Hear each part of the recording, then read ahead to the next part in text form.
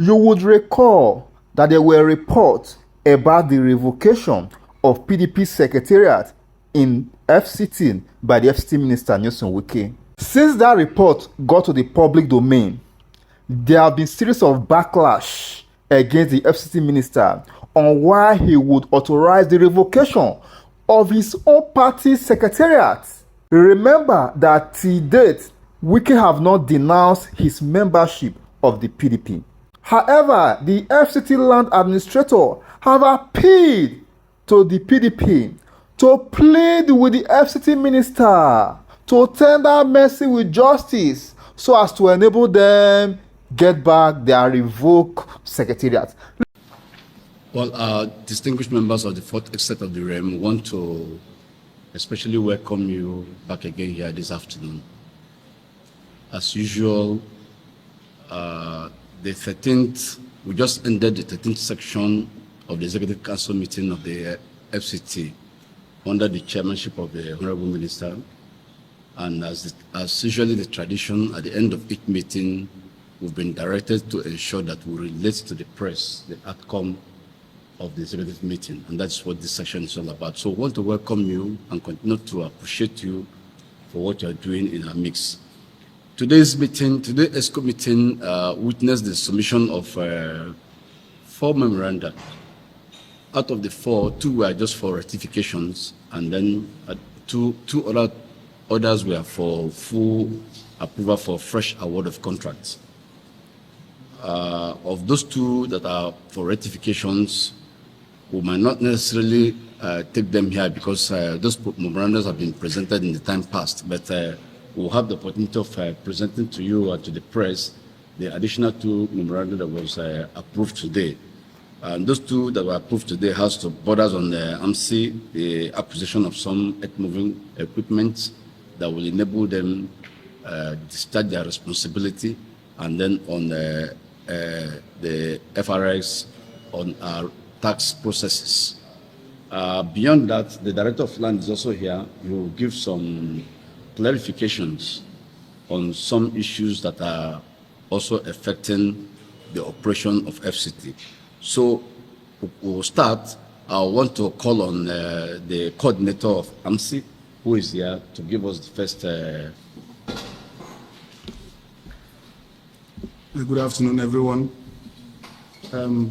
As you are aware, we recently addressed the press regarding the recent revocation of titles over unpaid ground rents.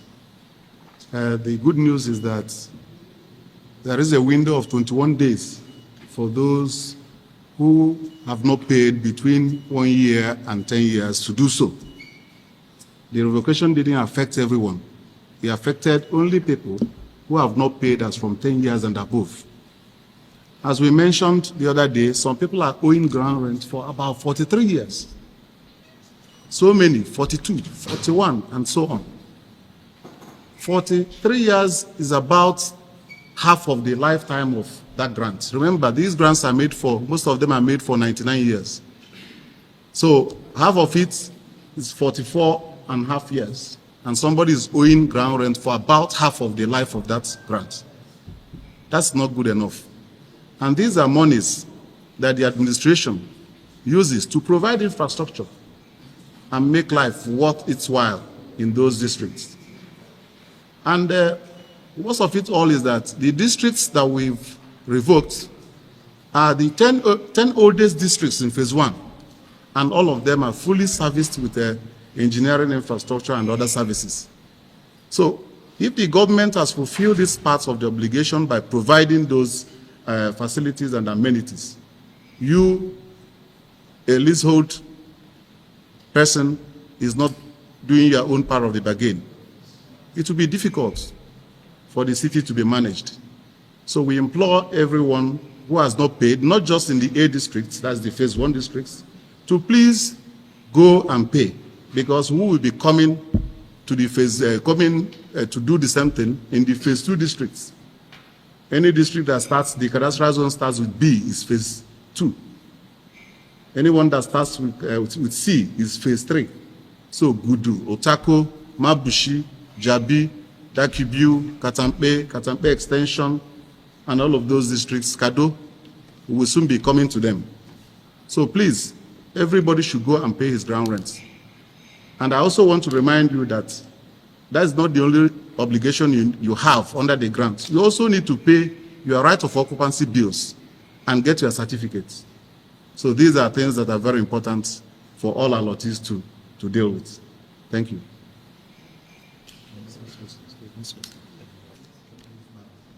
Thank you very much for that question. Yes, just like you said, the media had been awash with the revocation notice sent to the People's Democratic Party. People have sent me those things and asked what happened. But the truth is that the minister revoked 4,794 titles. PDP is just one of them. Just one. Not two. The titles we are talking about that belong to PDP is only one, the one in Central area. Where they are occupying as their national headquarters is not their property. That's the clarification that people need to know. The property belongs to one Samaila Maman Kofi,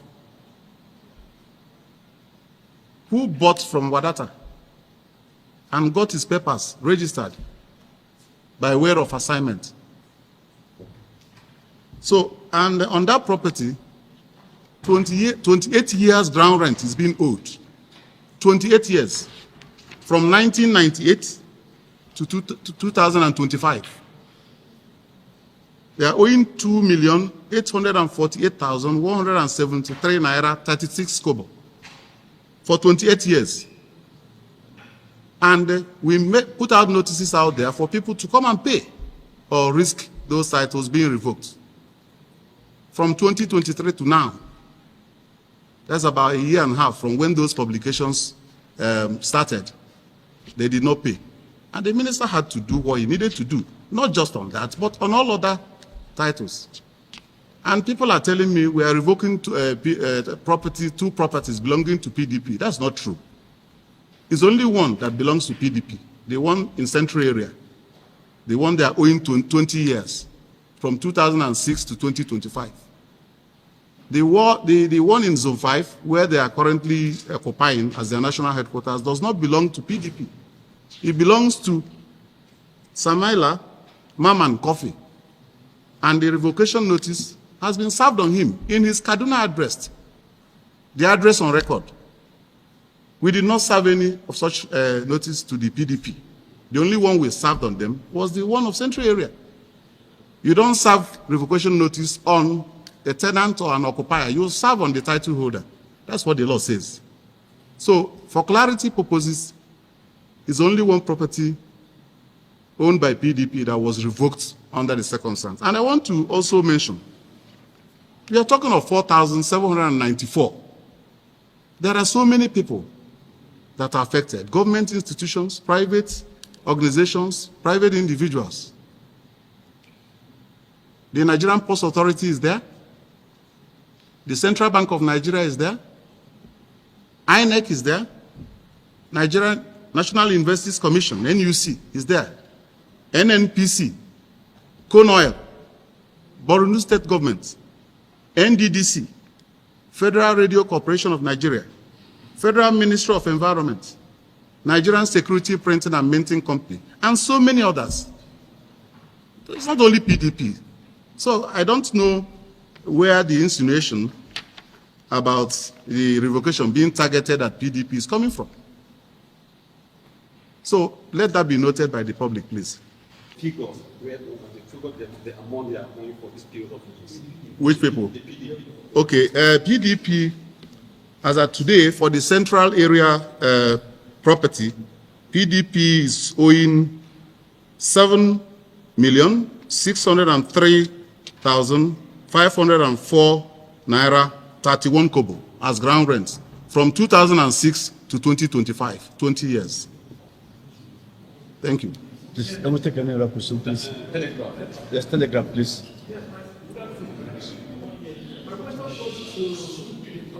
These equipment are not targeted for demolition, please. You know, Well, these equipment are not targeted for demolition. They are for the overall interest of AMSI. They enable us to perfect our job in the interest of FCT. Meanwhile, the equipment we are purchasing with this amount include SIM card wheel loader, 1. We have card wheel loader 950 GC, 1. Excavator 320 GS, 1. Cart excavator 323, 1. And dozer D6, G6, 1. Total equipment of 5 cart earth-moving equipment for the movement control. Thank you. Well, as I said the other day, those titles have been revoked and those properties have reverted to the FCTA. And of course, in due course, the administration will take possession of them. But I want to let the public know that it is just because people are not fulfilling their obligations under the grants that these things are happening.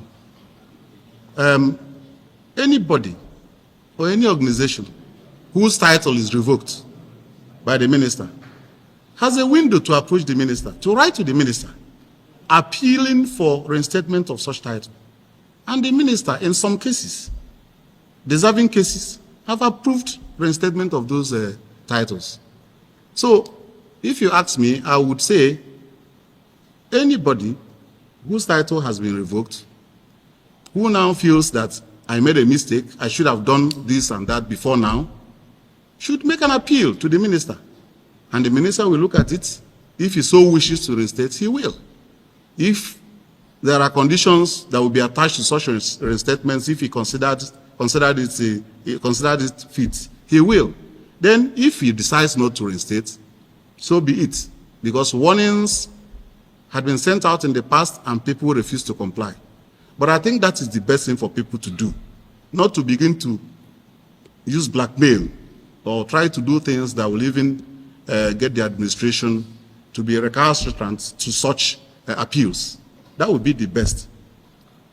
Like the letters, the revocation letter that was that I signed, that was served on PDP. So many people have sent it to me, and I kept wondering, why only PDP? I signed several letters of revocation, and they've been served on their allottees. How come it's only PDP letter that is being circulated? I've kept wondering, what is behind this? But I wouldn't know. I'm a civil servant, so maybe politicians will understand that better. I don't know. But the right thing to do would be for allottees whose titles have been revoked to make an appeal to the Honorable Minister for consideration. And he has been doing that for a lot of people. And I believe he will do so in the circumstance. Thank you. Representative of the various media houses. You are representative of the various media houses. Do well to ensure that our activities, the activities of the Federal Capital Territory, is properly, positively positioned in your media houses, devoid of sentiment. Devoid of sentiment. We've worked together in the past 1 year. There's a new trajectory in FCT. There's a new journey in FCT. I will continue to enjoin you to be part of that journey. Yes, that journey will incur all manner of criticisms, but what matters most is the end result. The end result is what matters most. And we are all witnesses to the fact that for now, the result seemingly appears to be good. So we wanted to ensure that you continue to project our activities in a positive light. Thank you, and God bless all of you.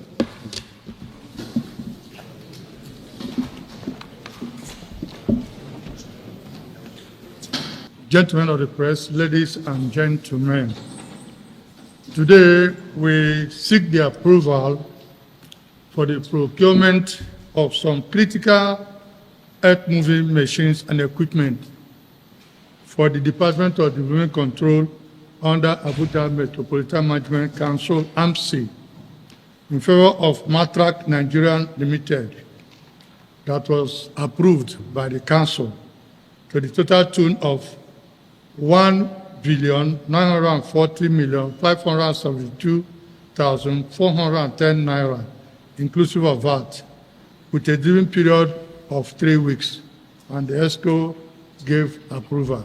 By the special grace of God, with this purchase of this earth-moving equipment, it will ease the work of the moving control under AMSI. Thank you, and God bless you.